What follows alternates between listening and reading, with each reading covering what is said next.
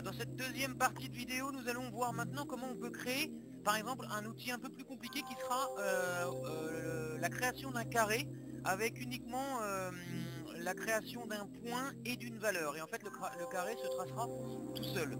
Alors, il y a une petite préparation parce qu'il va falloir agrandir un petit peu donc la fenêtre d'algèbre, hein, ce qu'ils appellent la fenêtre d'algèbre. Si elle n'est pas affichée du tout, je vous rappelle que vous pouvez la faire apparaître en cliquant sur affichage et vérifier que fenêtre algèbre est bien couchée.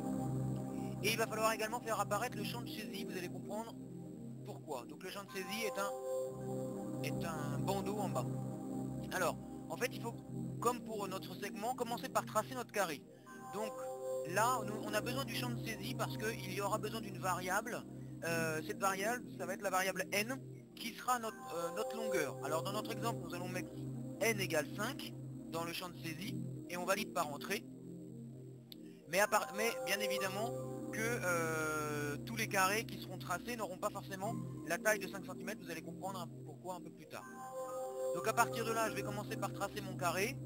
Alors, j'utilise l'outil segment créé par un point et une longueur. Là, je vais utiliser la méthode très rapide, hein, qui est la méthode la plus rapide. Donc segment créé par un point et une longueur. Donc je fais un premier clic. Voilà. Et dans cette fenêtre-là, au lieu de rentrer une valeur, je vais taper le nom de ma variable, c'est-à-dire petit n.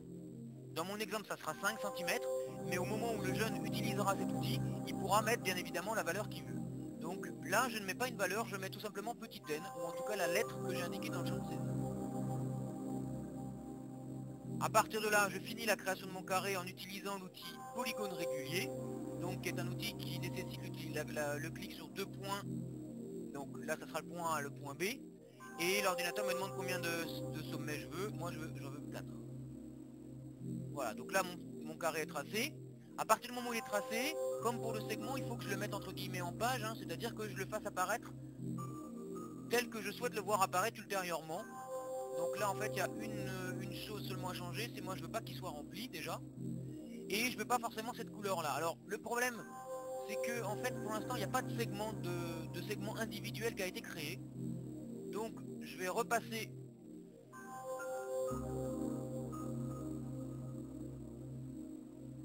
Voilà, si je veux que le jeune puisse pouvoir isoler les segments après pour faire des codages différents, des choses comme ça, il faut que je puisse les isoler. Alors que là, j'ai uniquement un carré, enfin j'ai uniquement un polygone. Donc si je modifie une partie du polygone, voilà, je peux pas isoler une petite partie du polygone. Donc en repassant 4 segments sur les 4 côtés de mon carré, ça me permet d'avoir 4 fois un outil segment et donc de pouvoir être plus précis. À partir de là, je vais faire donc mon raccourci CTRL E et mes segments.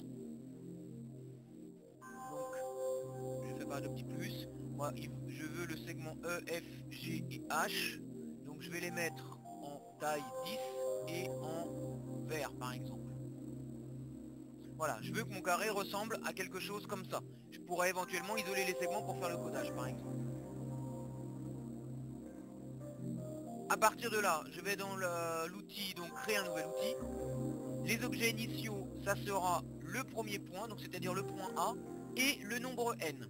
En prenant le nombre n comme objet initial, ça ouvrira une fenêtre qui demandera à l'utilisateur quelle sera la taille souhaitée du carré. Les objets finaux, donc c'est les 4 autres points, c'est-à-dire les 3 autres points, pardon, le point B, le point C, le point D, mais surtout les 4 segments que je viens de mettre en vert, donc le segment E, le segment F, le segment G et le segment H. À partir de là, donc nom icône, je vais mettre carré. Voilà. Aide pour l'outil. Faire un premier clic pour définir le premier sommet. Puis indiquer la taille souhaitée pour les 4 côtés. Voilà, par exemple, hein. Encore une fois, on peut mettre ce qu'on veut. Je valide, l'ordinateur me dit que c'est créé. À partir de là, je vais supprimer le carré que je viens de faire et je vais vérifier si ça fonctionne. Donc j'ai mon outil carré qui est ici, bien évidemment, je pourrais le déplacer. Je le sélectionne, je fais un premier clic et voilà. Et là, l'ordinateur me demande le nombre. Donc là, je vais mettre par exemple 4,8 cm. Je valide par OK et j'ai automatiquement mon carré qui est créé.